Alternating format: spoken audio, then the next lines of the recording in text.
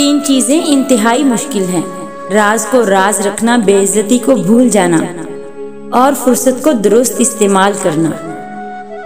उम्र और जिंदगी में क्या फर्क है? बहुत ही खूबसूरत जवाब। जो अपनों के बिना गुजरे वो उम्र, और जो अपनों के साथ गुजरे वो जिंदगी। वक्त मट्टी डाल देता है यादों पर, आरज़ुओं पर, गलतियों पर, चाहतों पर, यहाँ के रिश्तों पर भी। इंसान गैरों से मिली इज्जत और अपनों से मिली जिल्लत कभी नहीं भूलता। जिसको इल्म हो जाए कि अल्लाह बड़े गौर से सुनता है, तो फिर वो अपनी कहानी किसी और को नहीं सुनाता। जब कोई हाथ और साथ दोनों छोड़ देता है, तब अल्लाह कोई ना कोई उंगली पकड़ने वाला भेज ही देता है।